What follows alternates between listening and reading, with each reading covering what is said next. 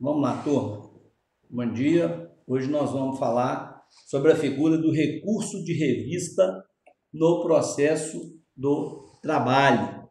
O recurso de revista, senhores, para o processo do trabalho, ele pode ser equiparado como o recurso especial para o processo civil. Vamos começar fazendo essa comparação aqui para a gente poder situar, né, a função desse recurso. Quando a gente fala em recurso de revista, a conceituação desse recurso é aquele que tem por objeto permitir a impugnação de qualquer tipo de sentença, decisão proferida em acórdão, né, que tem algum tipo de interpretação equivocada com relação à aplicação da lei. Na verdade, o objeto do recurso de revista ele pode ser considerado como sendo aquele que a gente chama de via estreita, porque é apenas matéria de direito. Então, quando a gente fala em recurso de revista, nós estamos falando de um recurso de via estreita. O objeto do recurso de revista está ligado diretamente à matéria de direito. Então, o objetivo do recurso de revista é impugnar, atacar acórdão regional que contenha algum tipo de vício em relação à interpretação da lei, em relação à aplicação do direito, tá certo? Então vejam os senhores que na forma da própria CLT, quando a gente pega lá o artigo 896 da CLT, nós veremos que o recurso de revista ele somente é cabível contra acórdão, né? Decisões proferidas em recurso ordinário, então acórdão, decisão proferida em recurso ordinário, em dissídio individual, reclamação trabalhista. Então, o recurso de revista ele não cabe, por exemplo, em decisão, em sentença que julga dissídio coletivo. O cabimento dele é exclusivamente contra acórdão proferido em recurso ordinário pelos tribunais regionais do trabalho em ação individual, em reclamação individual, em dissídio individual. É o que os senhores vão encontrar quando os senhores procederem lá à leitura do artigo 896 da CLT, certo? Então, esse recurso, como eu disse, justamente pelo fato dele ser para além do duplo grau de jurisdição, né? Justamente pelo fato dele ser para a instância superior, para os chamados tribunais superiores, o Tribunal Superior do Trabalho, o TST, é o nosso tribunal superior, ele tem uma limitação quanto ao seu objeto e quanto à matéria, né? Então, vejam bem que quando a gente fala em revista ou recurso de revista, nós estamos falando efetivamente na condição de se rever um julgado, acórdão, proferido por TRT, como eu disse, em processo individual, que tenha por finalidade corrigir decisão proferida pelos tribunais regionais do trabalho, que violem a literalidade da lei ou violem a Constituição Federal e ainda tem a revista, o recurso de revista, a finalidade de uniformizar a jurisprudência nacional quanto às regras de direito, no caso nosso aqui, direito do trabalho e direito processual do trabalho, além, obviamente, daquela aplicação subsidiária de direito civil, direito do processo civil e próprio direito constitucional na esfera trabalhista. Então, desde que haja vinculação com a atividade jurisdicional da Justiça do Trabalho, seja competência da Justiça do Trabalho,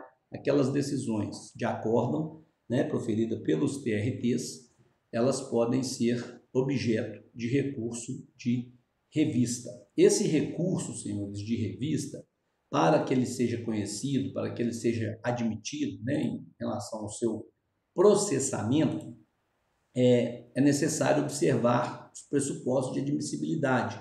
Nós já aprendemos aqui, em momento anterior, sobre os pressupostos genéricos, os objetivos e subjetivos.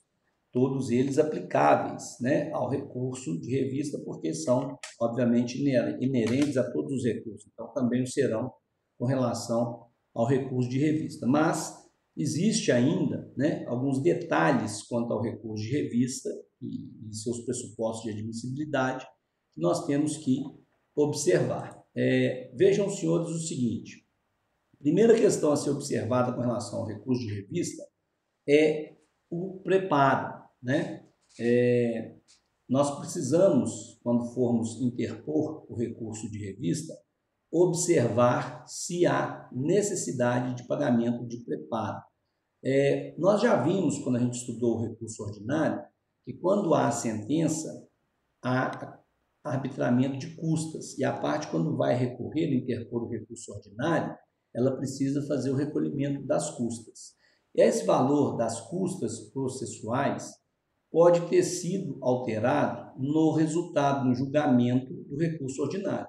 Então, se o seu recurso ordinário alterou o valor da condenação e alterou o valor das custas, para interpor o recurso de revista, você terá que fazer a complementação, você terá que pagar a diferença. Porém, se o seu recurso ordinário não alterou o valor arbitrado na sentença, não alterou nem acresceu o valor de custas, você não vai precisar pagar novamente as custas para interpor o recurso de revista. Então, vamos entender isso de uma forma prática. Tive uma sentença na Justiça do Trabalho, o juiz arbitrou em 100 mil reais. Fiz recurso ordinário, paguei 2%, que é o valor das custas, ou seja, 2 mil reais a título de custas. O meu recurso ordinário foi julgado improcedente, negaram provimento ao meu recurso. Eu entendo que tem ofensa de matéria constitucional ou de literalidade da lei, ou ainda tem divergência jurisprudencial que me permite interpor o recurso de revista. Então, eu quero interpor o recurso de revista. Como eu já paguei as custas lá na interposição do recurso ordinário, 2 mil reais, se o acórdão não alterou o valor do arbitramento da condenação, manteve a condenação mesmo valor, se não acresceu valor de custas, não há texto no acórdão dizendo sobre a alteração nem de valor do arbitramento, nem de valor das custas, não será necessário novo recolhimento. Eu vou simplesmente dizer no meu recurso de revista que as custas já foram quitadas quando da interposição do recurso ordinário, fazendo menção, então, àquele pagamento, tá certo? Com relação ao depósito recursal. Com relação ao depósito recursal, a regra é a mesma para o recurso ordinário, ou seja, quando eu vou interpor o meu recurso de revista, eu tenho que fazer o depósito recursal, eu tenho que fazer um depósito de garantia perante o juízo. Esse valor é arbitrado pelo próprio TST, através de portaria, hoje algo em torno de 19 mil reais e pouco, quase 20, né? Você vai fazer esse depósito ficará vinculado àquele processo até o final da ação, juntamente com aquele primeiro processo do recurso, com aquele primeiro depósito, se você fez no processo, do recurso ordinário. Então, vão ficar lá à disposição os dois depósitos, o do ordinário que você já fez e agora o de revista que você vai fazer. Ele vai ficar disponível até o final do processo, quando o julgamento, quando o trânsito em julgado, e aí o processo vai para liquidação, vai para execução, esse valor ele é utilizado, né? Se você for vitorioso no processo, ele pode ser devolvido, mas se você for sucumbente, ele pode ser utilizado, inclusive, para quitação do objeto do processo. Nós falaremos disso na fase de execução. Mas é fato que há necessidade de preparo, se houver alteração das custas, ou se as custas, por qualquer motivo, não tiverem sido pagas no recurso ordinário, e ainda haverá a necessidade do depósito recursal. Você tem que fazer o depósito recursal, senão o seu recurso de revista não será admitido. Um detalhe importante quanto ao depósito recursal é que aquela regra das pessoas jurídicas de direito público, né, podem ser isentas, podem ser dispensadas do pagamento das custas e ainda o Ministério Público, né, artigo 790, A maiúsculo da CLT, o Ministério Público também vai ser isento de pagamento do depósito recursal e do pagamento das custas, Também é isento os que litigam, né, sobre os benefícios da justiça gratuita. Quem está com a concessão de benefício de justiça gratuita não tem que pagar nem custas, nem depósito recursal, certo? Ainda a figura da massa falida pode ter que fazer pode ser isenta do depósito recursal, e ainda as entidades filantrópicas e as empresas em recuperação judicial. Todas essas aí ficariam liberadas de realizar o depósito recursal e o pagamento de custas. Aquela regra da metade, da redução da metade do depósito recursal, também vale para as empresas sem fins lucrativos, para empregadores domésticos, para microempreendedores individuais, microempresas e empresas de pequeno porte. Elas podem pagar metade do valor exigido para fins de depósito recursal por força do artigo 899, parágrafo 9º da CLT. Então, você tem que observar, com relação ao depósito recursal, se o recorrente enquadra em alguma dessas hipóteses, né? Lembrando o seguinte: regra geral, o depósito ordinário tem um valor, o recurso ordinário tem um valor de depósito recursal. O recurso de revista, regra geral, ele terá o mesmo valor dobrado do recurso ordinário. Então, se o recurso ordinário for 9.000, o recurso de revista, o depósito será 18.000, né? 9 mais 9, 18. Então, ele é sempre o dobro do valor do recurso ordinário, beleza? Vejam aqui, senhores, uma coisa importante sobre o depósito recursal. Vale a pena a gente explicar isso aqui e entrar no detalhe. Olha, o depósito recursal ele é uma garantia. Então, quem perde, quem é sucumbente no processo é que tem que fazer o depósito. Quem é vitorioso não precisa garantir. Por isso que o reclamante é isento, né? Se ele foi vitorioso no processo, ele não precisa fazer depósito recursal. Ele não tem o que pagar, ele não tem o que garantir. O empregador é que tem que garantir. Por isso que o empregador é que faz o depósito recursal. Agora, uma coisa importante. Imaginem os senhores que o valor da sentença que condenou, né, o reclamado a fazer o pagamento foi de, sei lá, 18 mil reais. Um exemplo, o juiz arbitrou a condenação em 18 mil reais. O empregador fez recurso ordinário, depositou lá 9 mil reais. É o valor fixado para recurso ordinário, para fins de depósito recursal. Depois, esse mesmo empregador entrou com recurso de revista. Se a condenação foi de 18 mil, e se ele já garantiu 9 mil, e se a finalidade do depósito recursal é garantir o pagamento do processo, ele não vai ter que depositar mais 19 mil. Porque se ele depositar mais 19 com 9 que está lá, ele vai estar garantindo 28 mil. E a execução, ou o objeto do processo, é de 18. Então, você não precisa garantir mais do que o valor da condenação. Então, você vai fazer o depósito recursal até o limite do valor da condenação. Se o valor da condenação for de 100 mil, você não vai depositar 100 mil. Você vai depositar o valor fixado pelo TST. Mas se o valor for menor, se o valor da condenação, o valor fixado para a ação, for menor do que o valor do depósito recursal, você vai depositar somente aquela quantia suficiente a garantir a ação. Nesse caso aí, ó, se é 18 mil, se você já depositou 9 no recurso ordinário, chegou o momento de fazer o recurso de revista. Você não vai depositar mais 19, você vai depositar o que falta para garantir. Nesse exemplo, seriam 9 mil. Então, observem os senhores, fiquem atentos a isso. O depósito recursal ele tem finalidade de garantia. Então, você não precisa garantir mais do que aquilo que é objeto da condenação. Você não precisa garantir para mais do que você deveria, né? Perdendo a ação, você vai ficar devendo quanto? 10 mil. Então, você vai fazer depósito recursal até atingir 10 mil. Perdendo a ação, você perderia quanto? 30 mil. Então, você fará depósito recursal até atingir 30 mil. Sempre o valor fixado pelo TST. Mas atingir o valor, não precisa depositar para mais. Então, imagine uma outra situação. Você teve uma sentença na Justiça do Trabalho e o valor da condenação foi de 5 mil. Foi arbitrado em 5 mil reais. Você quer fazer recurso ordinário. Qual é o valor do depósito recursal que você vai fazer? 5 mil reais, porque é o valor da condenação. Você não vai precisar depositar os 9. Não tem por que garantir 9 se você perdeu 5.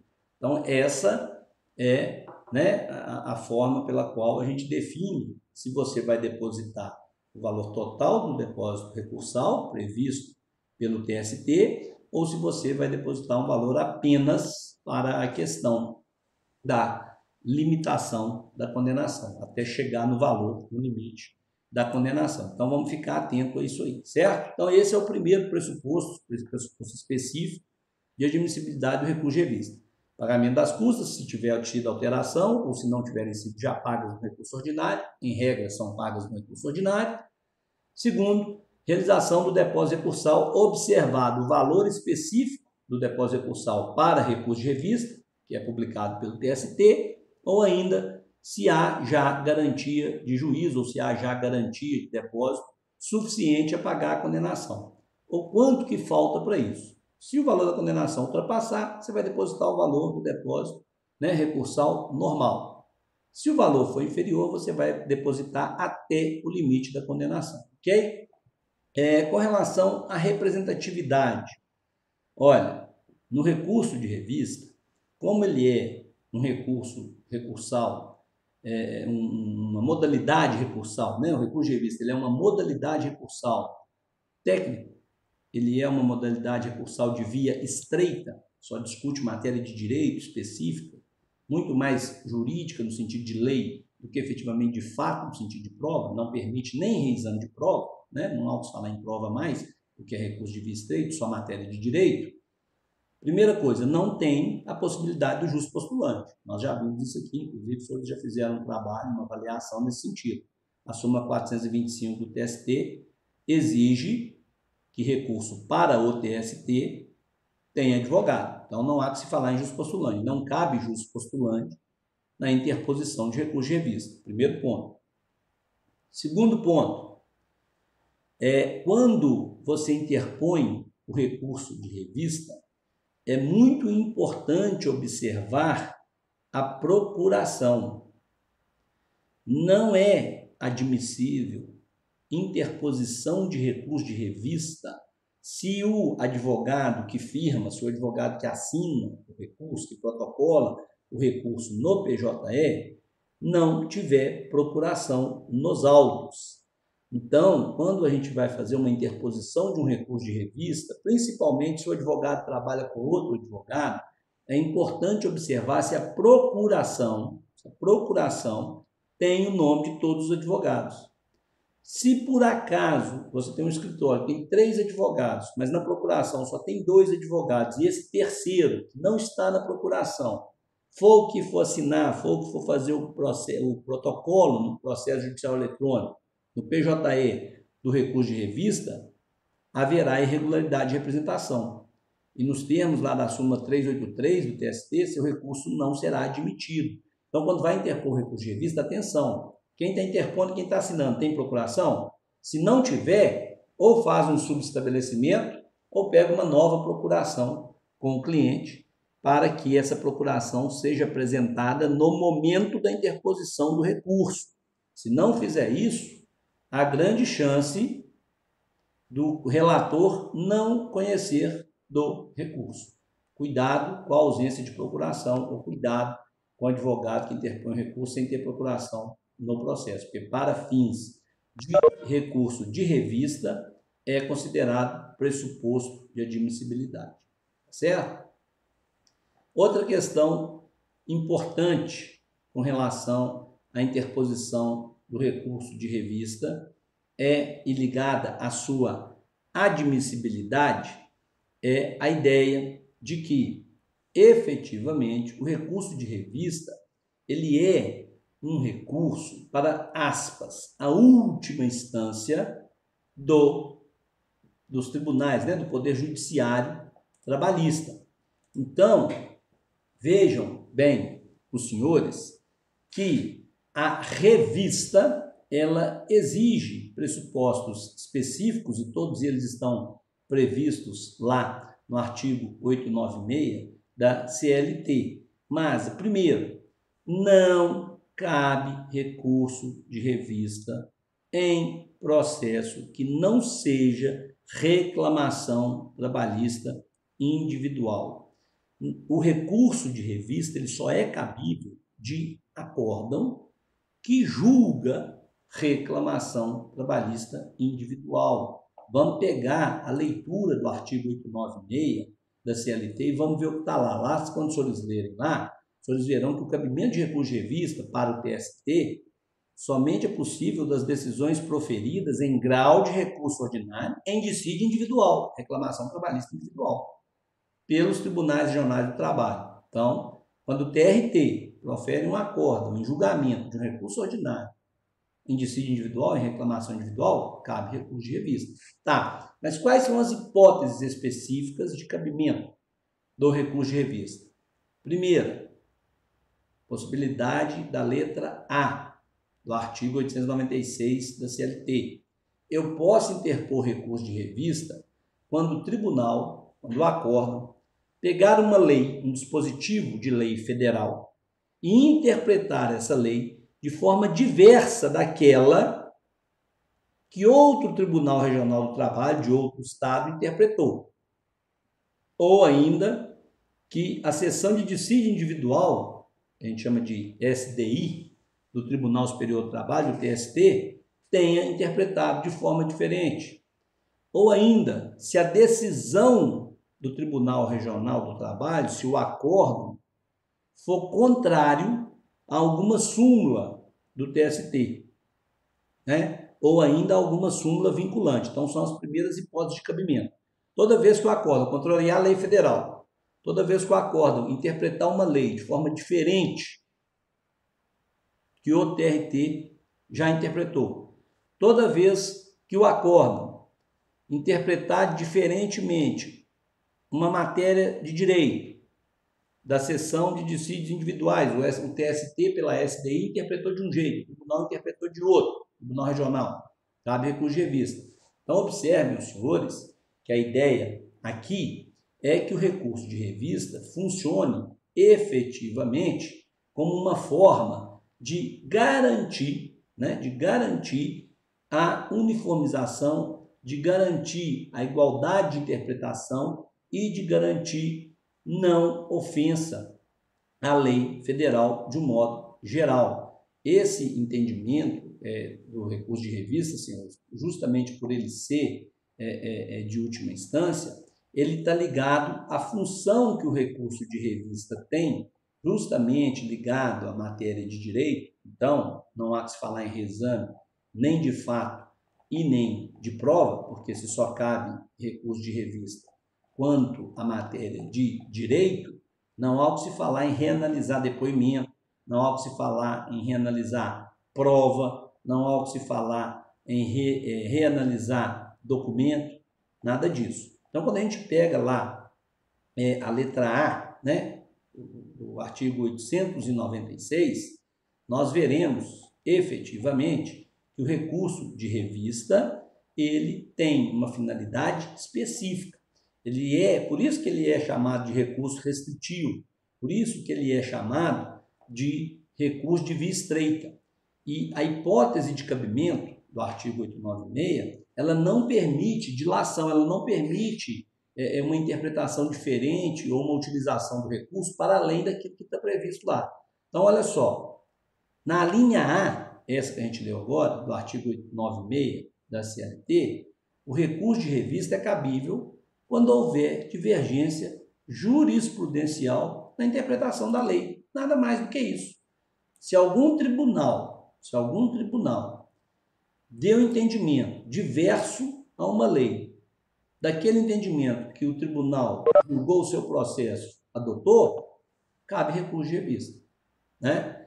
Toda vez que o acórdão interpretar uma lei federal de forma conflitante com a interpretação de outro tribunal ou do próprio TST, o TST entende de um jeito, o Tribunal Regional aqui entendeu de outro jeito, de sessão de dissídio individual, eles deram uma determinada interpretação. Aí veio aqui o tribunal, né, o Tribunal da Terceira Região, entendeu de forma diversa, cabe recurso de revista, certo? Se a decisão do Tribunal Regional do Trabalho ofender alguma súmula do TST, ofender alguma súmula vinculante, cabe recurso de revista.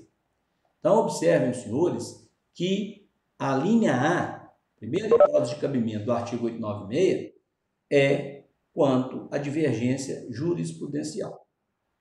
Um detalhe importante, tá, senhores? Nós estamos trabalhando, estamos estudando processo de trabalho.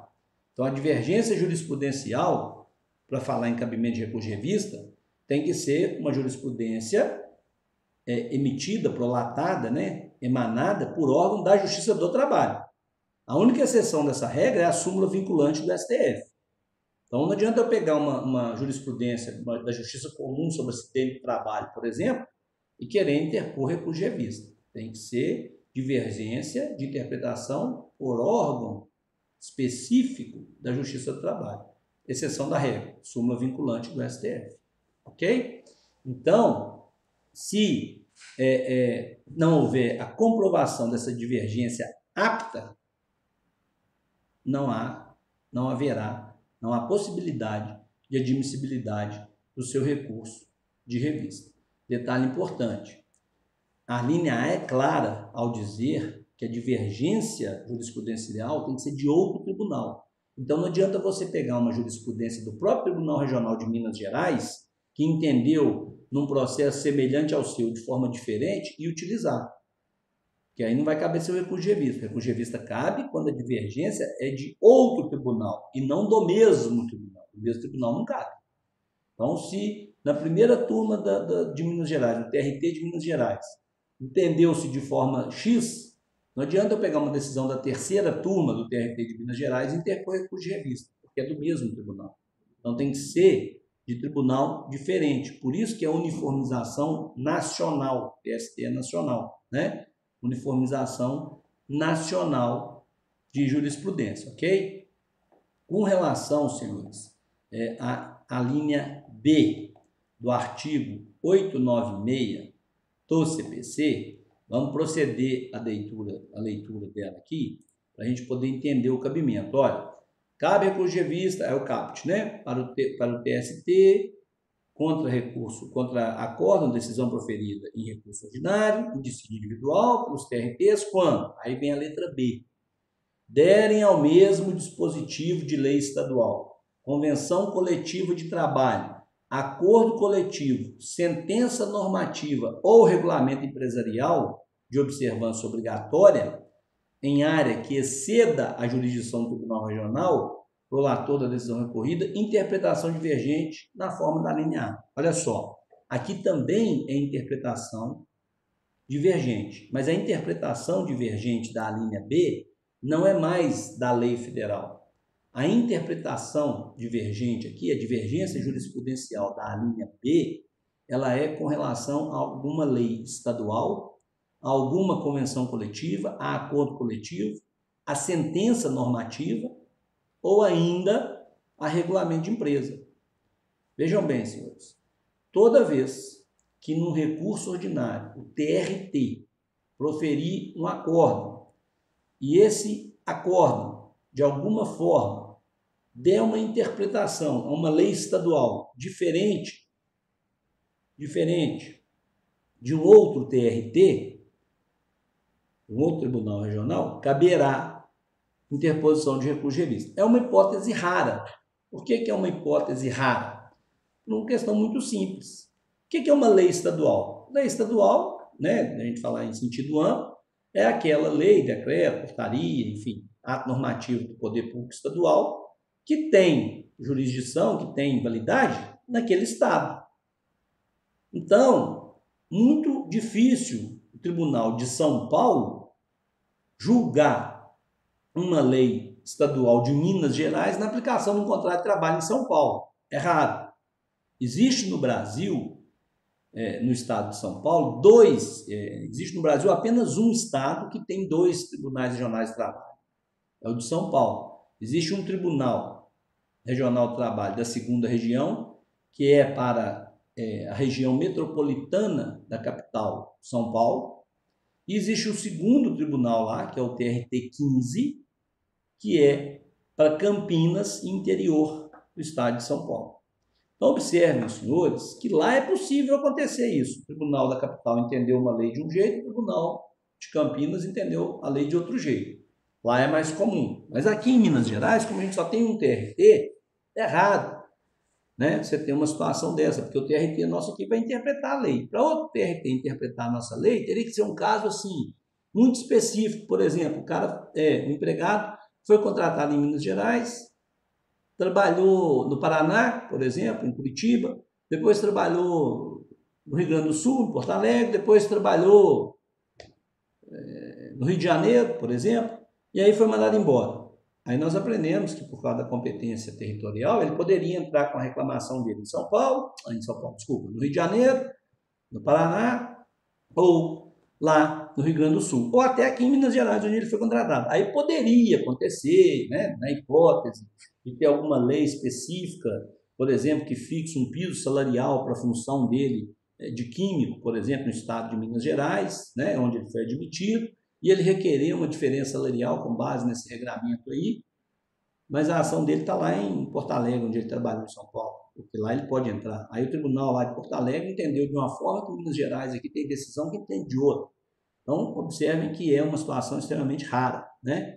Pouco específica, né? Já com relação à questão de convenção coletiva, acordo coletivo, sentença normativa, aí o que a gente tem que observar é a figura da jurisdição. Existem empresas, senhores, que elas atuam em 3, 4 estados com uma mesma regional. Por exemplo, existem empresas que têm grandes equipes de venda, que a equipe é, por exemplo, a equipe do Sudeste. Então, tem uma regional, né, uma gerência regional, que cobre Minas Gerais, Rio de Janeiro, São Paulo, Espírito Santo, os 4 estados do Sudeste. Pode acontecer, né, você ter um acordo coletivo para essa equipe, convenções coletivas de acordo com os sindicatos e ainda de acordo com as federações e ainda de acordo com as confederações, que vocês já aprenderam lá no direito do trabalho coletivo. Nessa hipótese, a gente poderia ter algum tipo de interpretação de algum dos 4 TRTs de forma divergente daquela interpretação que já se teve em outros tribunais em relação, por exemplo, a essa figura, convenção coletiva, ou a essa figura acordo coletivo, ou sentença normativa, ou mesmo regulamento da empresa, né? Porque a empresa atua em vários estados. Mas também é uma situação mais rara, né? Por quê? Porque se o recurso de revista, com base na linha B, na divergência jurisprudencial, de lei estadual, de acordo coletivo, de convenção coletiva, de sentença normativa, de regulamento de empresa, for do mesmo tribunal, não vai caber recurso de revista. Só vai caber recurso de revista se for de outro tribunal, né? E aí a chance de outro tribunal manifestar sobre uma convenção coletiva de Minas Gerais, no Sindicato de Minas, é pequena. Assim, mesma coisa com acordo coletivo, etc, etc. É possível, mas é raro, difícil, né? De se ver na prática, tá certo? Então, senhores, existe uma restrição prática da atividade, né? Porque não é que não possa se interpor recurso. Pode, ele está previsto em lei, está lá na linha B. Mas, efetivamente, é uma situação mais rara, é uma situação mais difícil de acontecer na prática. Mas é fato que sempre que houver uma decisão, uma divergência de um outro tribunal interpretando alguma cláusula de convenção coletiva, algum acordo coletivo, alguma sentença normativa, algum regulamento de empresa ou lei estadual, e houver divergência na interpretação, um tribunal falou que é do jeito, lá do Paraná, ou lá do Rio Grande do Sul, ou lá do Espírito Santo, ou da onde for, que não seja o mesmo em que seu processo foi julgado, caberá recurso de revista com o objetivo de buscar essa uniformização, né? Ou seja, com o objetivo de buscar a unificação de entendimento, né? O objetivo principal desse recurso seria o quê? Seria não permitir que cada tribunal entendesse de uma forma. A ideia é unificar. A ideia é que a interpretação seja uníssona, né? Então, vejam os senhores aqui que é possível a interpretação, nenhum problema com relação a isso. É possível a interposição, nenhum problema com relação à interposição, mas esse pressuposto específico, quando se tratar de lei estadual, acordo coletivo, convenção coletiva, regulamento de empresa, tem que ser observado, sob pena do seu recurso não ser admitido. A letra C, ela já trata da violação, ofensa, né? Violação literal, ofensa a dispositivo de lei federal ou da Constituição da República. Vejam bem, a linha C do artigo 896 prevê que cabe recurso de revista toda vez que uma decisão, um acórdão do TRT, violar lei federal, afrontar Constituição Federal. E a afronta é violação direta e literal da Constituição Federal. Também é uma situação que pode acontecer, mas não é a coisa mais comum, porque os juízes não ficam lá, né? Os desembargadores não ficam lá violando lei, nem ofendendo a Constituição Federal. Mas, enfim, é fato que o dispositivo de lei federal que possibilita o recurso de revista é aquele dispositivo que é interpretado pelo TRT, pelo acórdão, em ofensa àquilo que prevê a própria lei ou aquilo que prevê a própria Constituição Federal. Quando a gente fala de lei federal, né, a gente não está falando só da lei federal, a gente está falando da lei complementar, da lei ordinária, né, do decreto legislativo, das resoluções, ou seja, lei, em sentido amplo, elaborada pelo Congresso Nacional ou, por exemplo, normativo com força de lei, decreto-lei, as próprias medidas provisórias que a gente está vivenciando agora aqui na pandemia, né? Então, tudo isso aí é possível, né? É possível a se discutir em sede de recurso de revista, tá certo? Desde que haja essa ofensa direta, seja a uma legislação federal, seja uma Constituição, seja a Constituição, um dispositivo da Constituição Federal. Imaginem os senhores uma situação assim, hora extra, o empregado entrou pedindo hora extra. Então, o juiz de primeira instância condenou o pagamento de hora extra com adicional de hora extra de 50%, que é aquele previsto na Constituição Federal. A hora extra tem que ser paga, adicional de 50%, está na Constituição Federal. Mas o acórdão, né, o Tribunal Regional do Trabalho, a empresa recorreu, né, da decisão do juiz, o acórdão lá do TRT, da segunda instância, disse que a hora extra tem que ser paga com adicional da CLT, 20%. Né? Ó, vai caber recurso de revista, porque a gente sabe que a Constituição Federal, quando ela prevê o adicional de 50% para hora extra, ela fala que no mínimo 50%. Se a Constituição Federal fala que é no mínimo 50%, não é porque existe uma lei também federal, que é a CLT, né, lei ordinária, que fala que é 20%, que o juiz pode aplicar, ele vai ter que aplicar a Constituição Federal, no mínimo 50%. Então, esse seria um exemplo do cabimento do recurso de revista pela linha C, correto? Então, senhores, toda vez que houver ofensa à lei, toda vez que houver ofensa à Constituição Federal, haverá possibilidade de interposição do nosso recurso de revista, ok?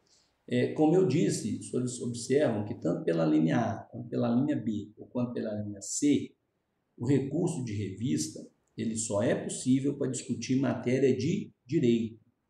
Não se permite reexame de fato. Não adianta entrar com recurso de revista pedindo ao Tribunal Superior do Trabalho que reanalise um depoimento, que reanalise um documento, né, que se manifeste alguma prova, um laudo pericial produzido. Não tem cabimento, não é possível questionar a matéria de fato ou matéria de prova em recurso de revista. É recurso de via estreita, matéria técnica, direito, não fato, certo? Quais são os efeitos do recurso de revista? O recurso de revista ele é dotado de efeito devolutivo. É o que fala lá o artigo 1º do artigo 896 da CLT, né? Recurso de revista tem efeito apenas devolutivo. Você interpõe o seu recurso de revista direcionado para o presidente do Tribunal Regional do Trabalho, que proferiu o seu acórdão, né? Ele, então, vai analisar o seu recurso, ou ele vai receber, ou ele vai negar provimento ao seu recurso de revista. Se ele recebeu o seu recurso de revista, se você comprovar que houve, por exemplo, ofensa de lei federal, né? Se você comprovar que as custas estão pagas, se você comprovar que você fez o depósito recursal, se você comprovar que o seu recurso é tempestivo, enfim, se você comprovar que você cumpriu, né, tem procuração válida no processo, cumpriu todos aqueles requisitos necessários à interposição do recurso, ele então abrirá, ele vai receber o seu recurso de revista, vai abrir vista para outra parte, responder o recurso de revista e vai remetê-lo ao TST. Se por acaso entender-se que o seu recurso não cumpre os pressupostos, que você não cumpriu aqueles pressupostos de admissibilidade necessários ao recebimento, à admissão, né, e ao processamento do recurso, ele simplesmente vai dar um despacho dizendo que você não cumpriu tal requisito e vai negar seguimento ao recurso. Observa, ele não está julgando o seu recurso improcedente, ele simplesmente está negando o prosseguimento, está falando, eu não vou admitir esse recurso, porque esse recurso tem algum, aspas, defeito, algum vício técnico. Não cumpriu, por exemplo, o depósito recursal. Ele é deserto, deserção. Né? O recurso de revista não cumpriu o requisito de admissibilidade do depósito recursal. Vai deixar de receber. Né? Esse procedimento, senhores, ele é um procedimento previsto, né? Em relação à admissibilidade, ele é um procedimento previsto, inclusive, nos nossos regimentos internos, além da própria CLT. Quando você pega lá o artigo 896 e vai lendo, ele vai passando ponto a ponto, são vários artigos, é importante que os senhores leiam, os senhores verão lá, o recurso, ele tem etapas a serem seguidas, ele tem procedimentos específicos a serem cumpridos. Se for submetido a exame de admissibilidade, e nesse exame de admissibilidade o recurso não passar, ele será negado. Mas não é porque ele foi julgado improcedente, ele simplesmente não foi recebido. Nessa hipótese, quando o seu recurso não é recebido, aí é que nós temos aquela figura do agravo de instrumento, que é a nossa próxima aula. Aí eu vou entrar com o agravo de instrumento para poder liberar o recurso, destrancar, fazer com que o meu recurso suba para o tribunal, para a segunda instância. Então vejam bem, quando eu vou fazer, né, falando do procedimento do recurso de revista, quando eu vou fazer um recurso de revista, eu endereço ele ao presidente do Tribunal Regional, coloco no meio do processo, né, faço aquela petição de interposição do recurso, dizendo que não se conformando a decisão prolatada no acórdão proferido pela tal turma do TRT da terceira região, vem a tempo e modo, interpor recurso de revista, requerendo, sejam as razões a essa consideradas anexadas lá, né, consideradas parte integrante, com a remessa do processo para julgamento do TST, Tribunal Superior do Trabalho. Aí vou fazer as razões de recurso dirigidas ao TST, ao ministro-presidente do TST, né? Turma do TST, relator do TST. Então, olha só, quando eu faço a interposição do meu recurso, eu vou comprovar lá, primeiro, a tempestividade. O prazo para interpor recurso de revista é de 8 dias. Então, publicou a decisão do acórdão, saiu a decisão do regional, que julgou o recurso ordinário, publicou o acórdão, eu terei 8 dias úteis para interpor o recurso de revista. Se eu interponho meu recurso dentro do prazo legal, ele é tempestivo. Eu tenho que demonstrar que eu não devo custas, que elas já foram pagas, não houve acréscimo, ou, se houve acréscimo, recolher o valor das custas e juntar as guias. Além disso, eu tenho que comprovar que eu procedi, que eu realizei o depósito recursal. Vou juntar a guia com o pagamento do depósito recursal. Significa dizer que o meu recurso não é deserto, não há que se falar em deserção. Paguei as custas, ou comprovei que já tinham sido pagas, fiz o depósito recursal, estou comprovando no processo. Então, ele é tempestivo, fiz o preparo, recolhi custas, fiz o depósito, e aí eu tenho que falar sobre a propriedade, sobre a adequação do recurso. Então, vou dizer contra o que eu estou recorrendo. Houve aqui na decisão do Tribunal Regional do Trabalho a aplicação do adicional de hora extra previsto na CLT, o que ofende a Constituição Federal, no seu artigo 7º, inciso sei lá qual, né, que diz que o adicional de hora extra tem que ser no mínimo 50%. Então, a decisão do Tribunal Regional do Trabalho contraria diretamente a Constituição Federal, viola literal e diretamente a Constituição Federal, porque aplica adicional diferente daquele exigido pela própria Constituição Federal como mínimo. E aí, meu recurso vai ser submetido à admissibilidade. Obviamente, eu vou pedir, né, que o TST analise o meu recurso para aplicar o adicional da Constituição Federal de 50%, certo? Então, observem, os senhores, que esse é o objetivo do recurso de revista, que se revise a matéria de direito e se adeque, corrija aquela decisão proferida pelo TRT, pelo Tribunal Regional, no caso aqui o de Minas Gerais e da terceira região, por exemplo, que a gente está dando aqui, né? Então, vejam os senhores que, feito esse procedimento de interposição, se o recurso é negado, eu vou ter que entrar com agravo de instrumento. Mas se o recurso é admitido, o recurso irá subir, né? O recurso vai subir, ou seja, vai ser aberta vista à parte contrária para que ela apresente contra-razões ao recurso de revista, né? E aí, apresentadas as contra-razões, resposta ao recurso de revista, o prazo é de 8 dias, o recurso subirá, será remetido ao Tribunal Superior do Trabalho. O Tribunal Superior do Trabalho, então, vai proceder ao julgamento, vai receber o recurso, junto com as contra-razões, vai colher o voto, vai ser dado vista, né, para o relator vai fazer o voto, revisor, vogal, vai levar, então, vai determinar o julgamento, vai ser determinada a data de julgamento do recurso de revista. O recurso de revista, quando for ser julgado, permite ao advogado fazer a sustentação oral. Então, ele pode ir lá, pode ocupar a tribuna, fazer uso da tribuna pelos 10 minutos, falar, fazer a sustentação oral, assim como o advogado, tanto do recorrente quanto do recorrido, também pode fazer isso, né? E será prolatado o julgamento com os votos também sobre a decisão, se procedente ou se improcedente o seu recurso de revista, certo?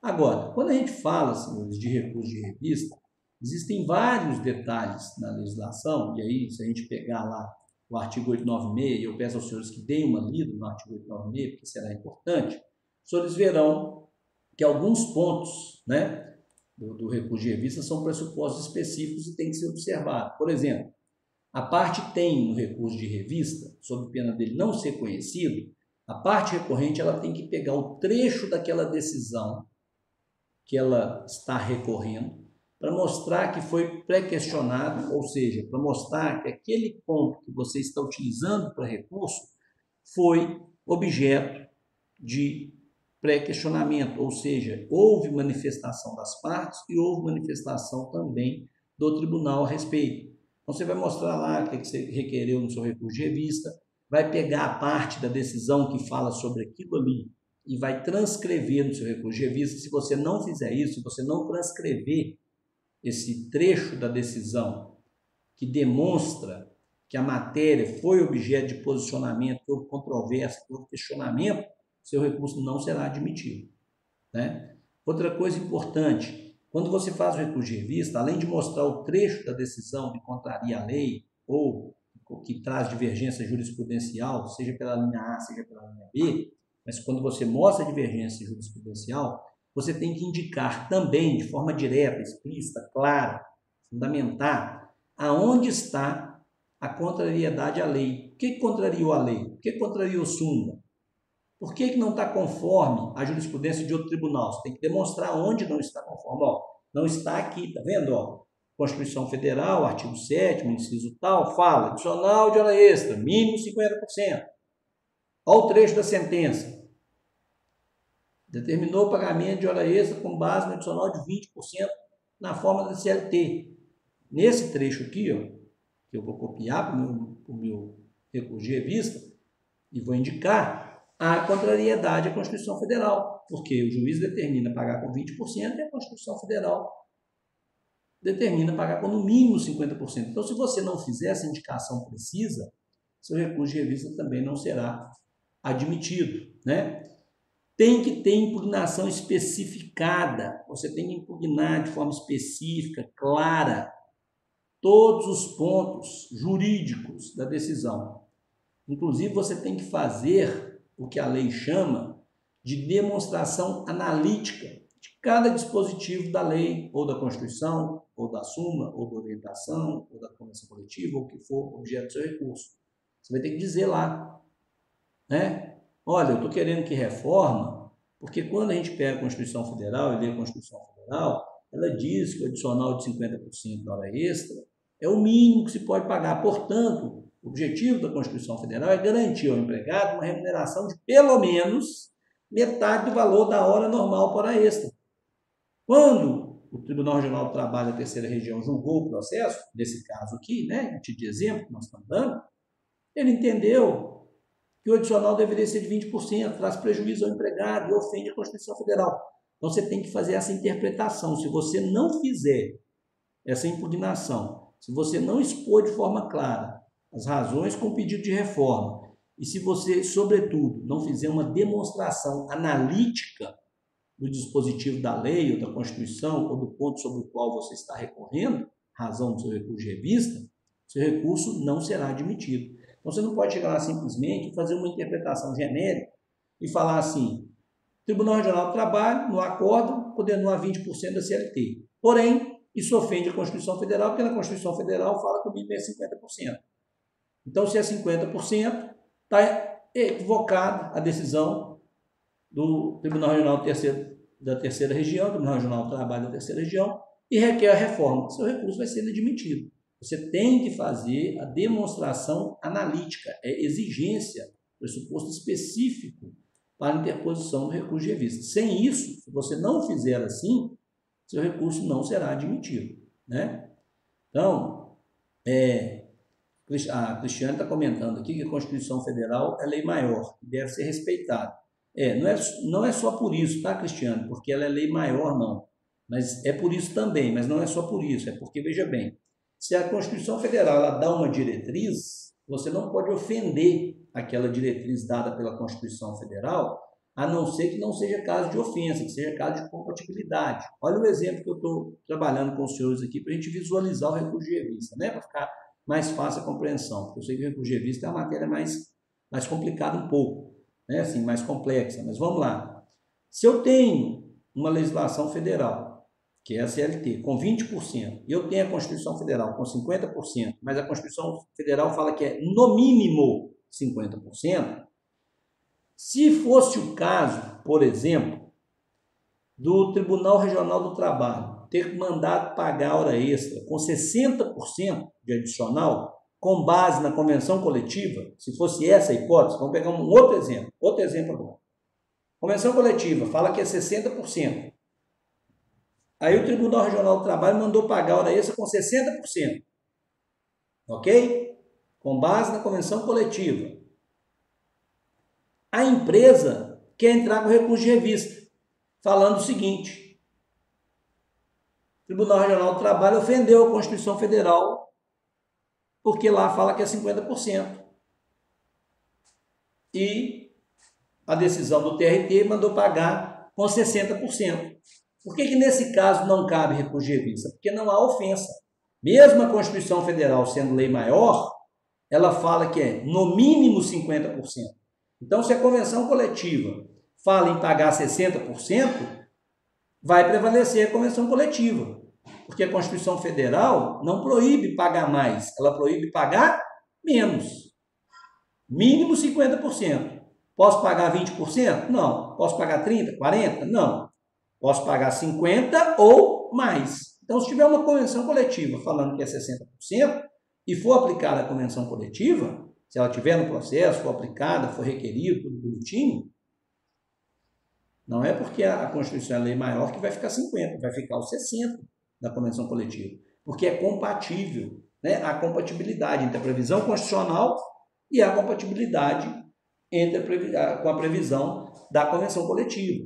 Então, não é só porque está correto a fala sua, como a Constituição Federal é lei maior, tem que ser respeitada. Mas, mesmo sendo lei maior, se houver compatibilidade com outra norma, nós vamos trabalhar com outra norma. Se a convenção coletiva fala que é 60%, se a convenção coletiva é 60%, será 60%, apesar da Constituição falar que é 50%, mas a Constituição fala, no mínimo, posso mais, não posso menos. Só para ficar claro aí, para a gente não fazer nenhuma confusão nesse aspecto, tá certo? Então, olha, essa questão para interposição do recurso de revista, de fundamentação, de impugnação específica, de copiar o trecho da decisão, de fazer a análise do ponto, objeto, né, de recurso, o que você está, qual é a lei que você está alegando que teve ofensa, qual é o dispositivo da Constituição que você está falando que teve ofensa, tem que fazer essa análise de forma profunda.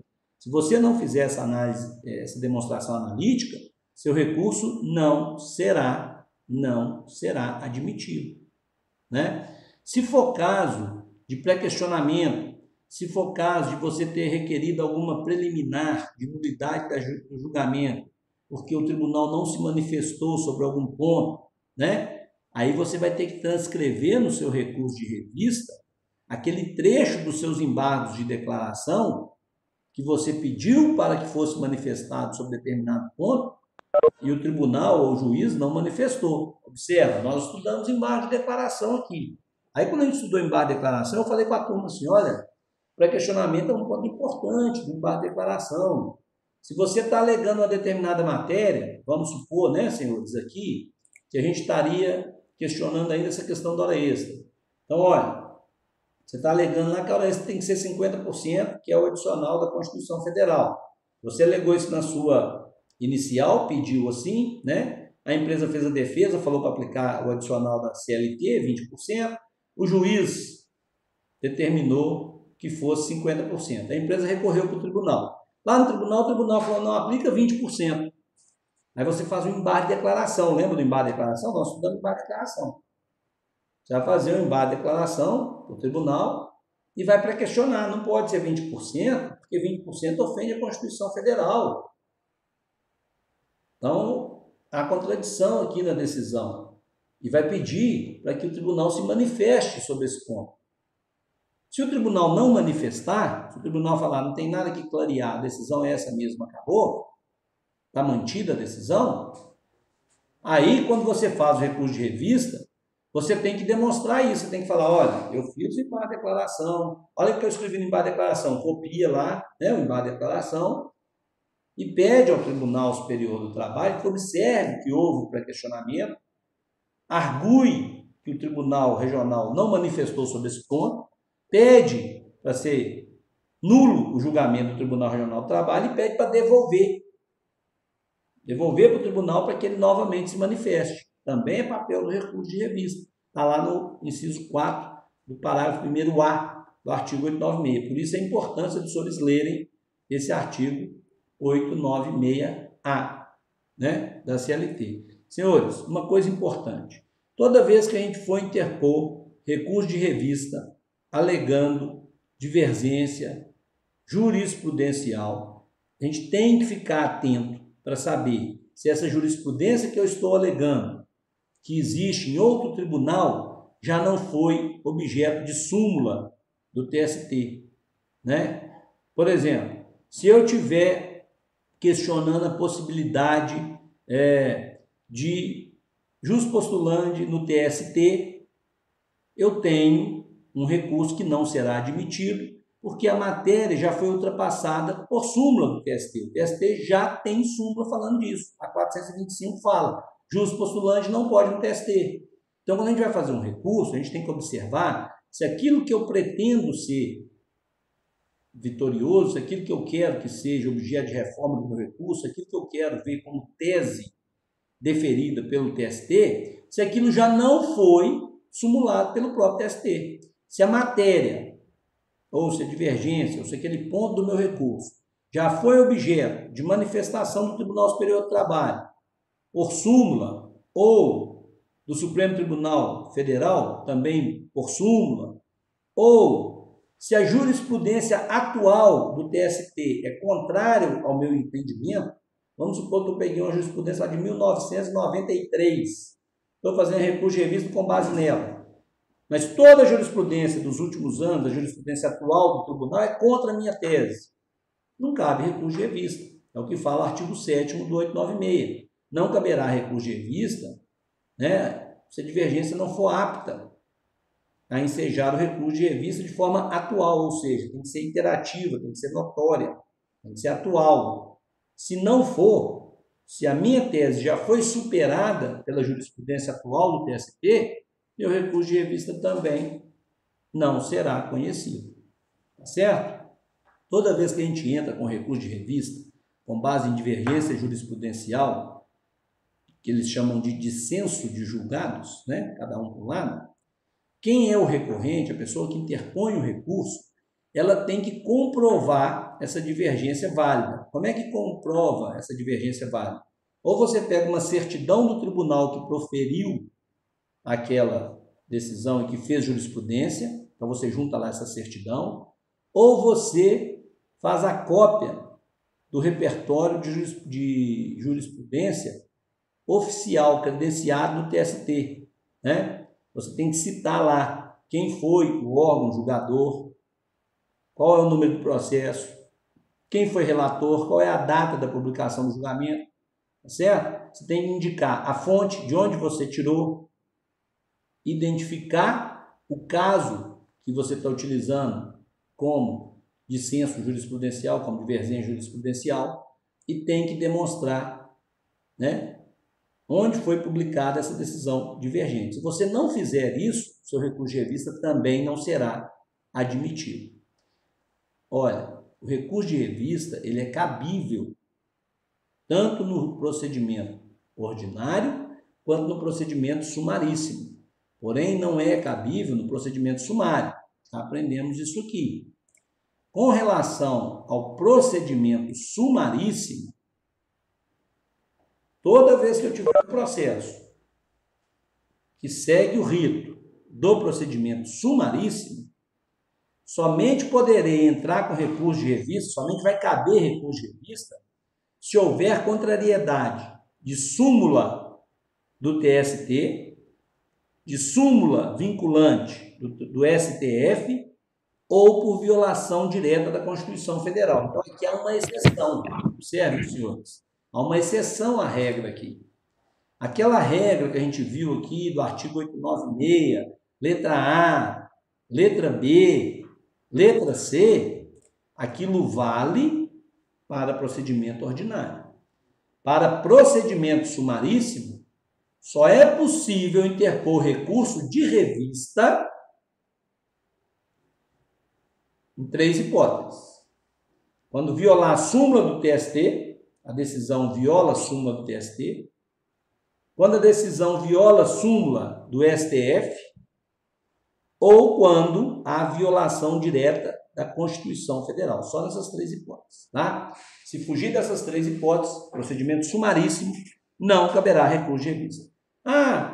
Convenção coletiva, acordo coletivo, lei estadual, procedimento é sumaríssimo? Não cabe recurso de revista. Violação de lei federal, procedimento é sumaríssimo? Não cabe recurso de revista. Recurso de revista em procedimento sumaríssimo só se houver ofensa à jurisprudência do TST, ofensa à súmula vinculante do STF, violação direta da Constituição Federal. Saiu dessas 3 hipóteses, nada feito. Ok? Nada feito.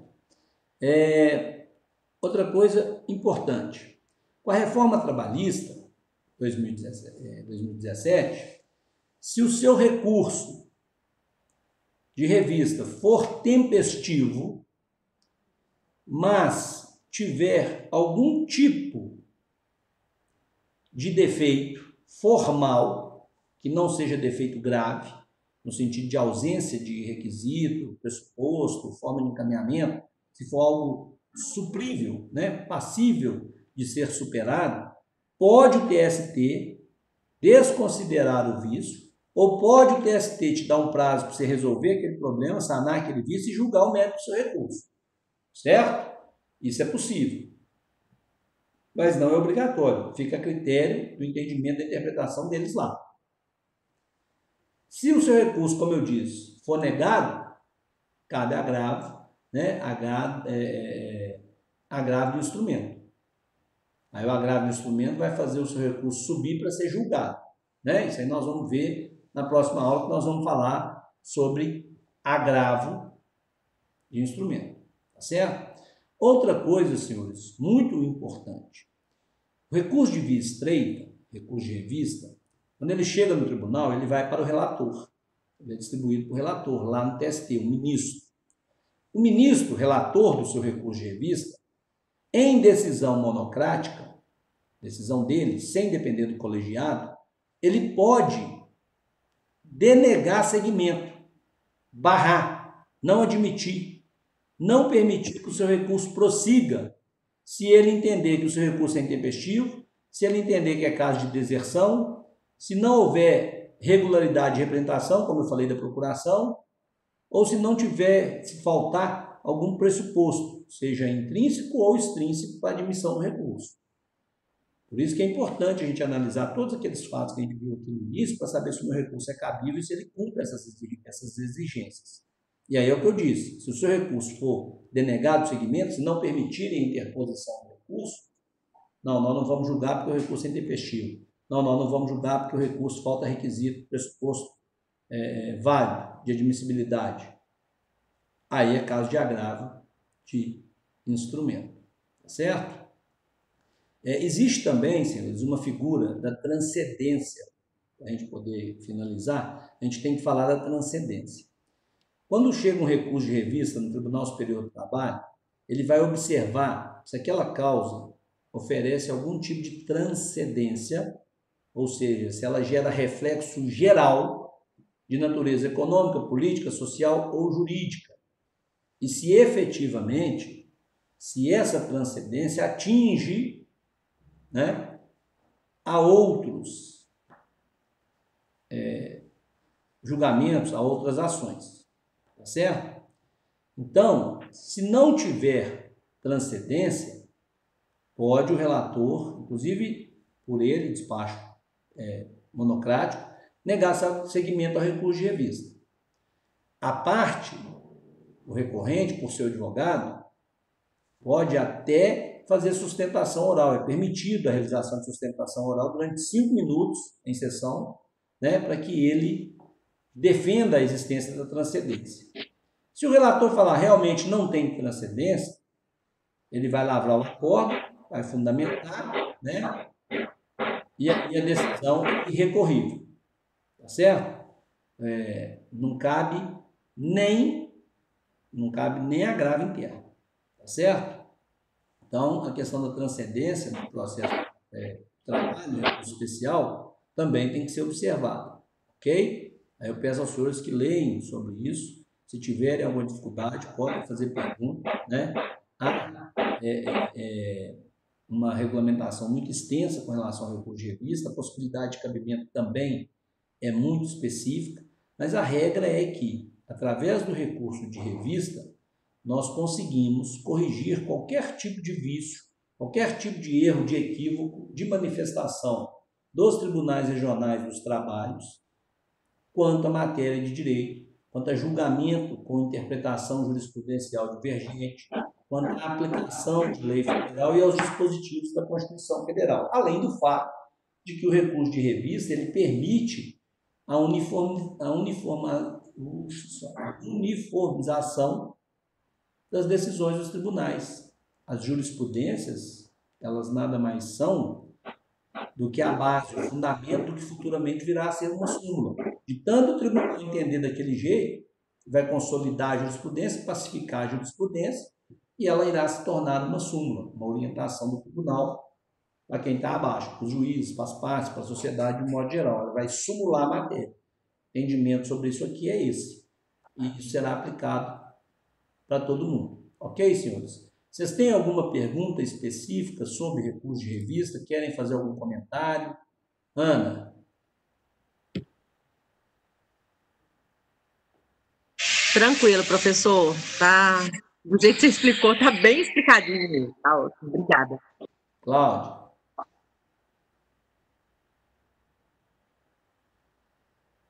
Tá me ouvindo? estou ouvindo bem. Tá tranquilo para mim. Cláudia Amaral.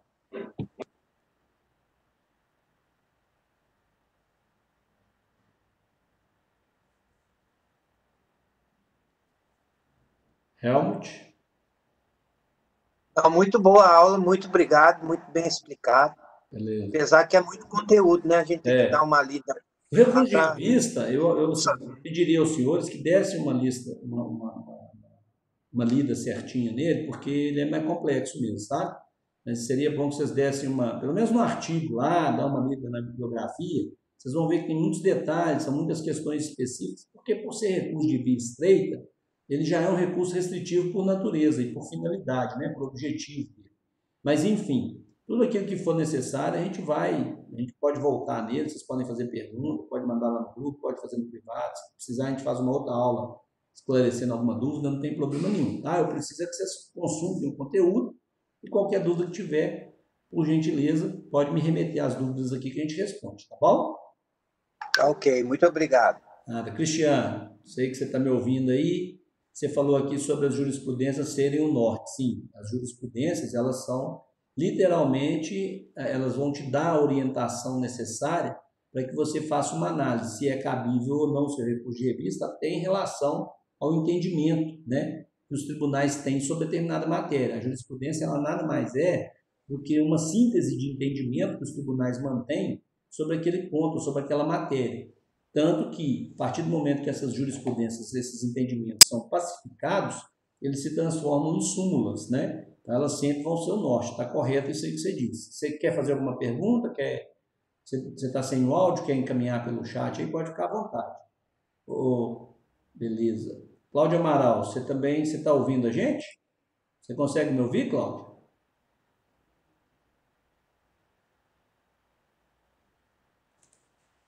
Mandar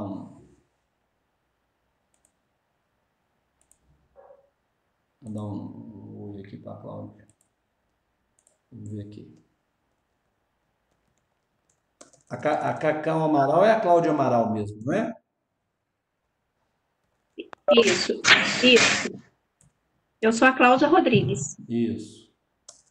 Como é que eu já aprendi?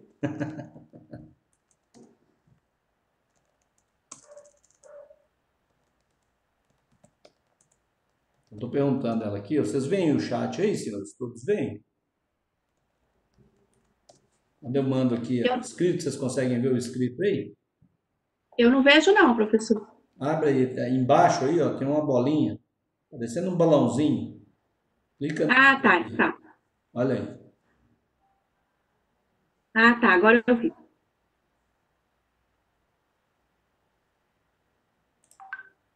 O Cristiano falou que está ouvindo tudo. Beleza. Cláudia, então, se você tiver alguma coisa, depois você encaminha aí, mandei aqui, né? Fica à disposição aí, tá certo, senhores? Já que os senhores não têm nenhuma ponderação, aproveitem o feriado aí para revisar a matéria, para descansar, né? Amanhã nós teremos aí o feriado de Corpus Christi, não é isso? Juízo no dia 12 de junho, né? Não vai cometer nenhum excesso aí na comemoração dos dias dos namorados, não, viu? Comemorem com moderação, tá? Faz o seguinte, comemora o dia do namorado estudando direito pessoal do trabalho. Chama o namorado, marido, a esposa, e vai estudar processual do trabalho junto, para fazer um negocinho diferente, bem romântico. É uma garrafa de vinho. Ah, não. Tem que dar uma aproveitada, né, professor? Uai. Pega uma garrafa de vinho, assim, pega um livro de processo de trabalho bem grosso, 2.000 páginas, chama o companheiro, a companheira, namorado, e vai comemorar. Misericórdia! Hein? Lendo recurso de vista, tomando a tacinha de vinho, olha que romântico. Hã? Nem! Não dá, não. Fica a dica aí para comemorar o dia dos namorados, tá? Será proveitoso, hein? Olha. Senhores, obrigado. Um abraço para vocês. Até segunda-feira, se Deus quiser. Tchau, professor. Até lá.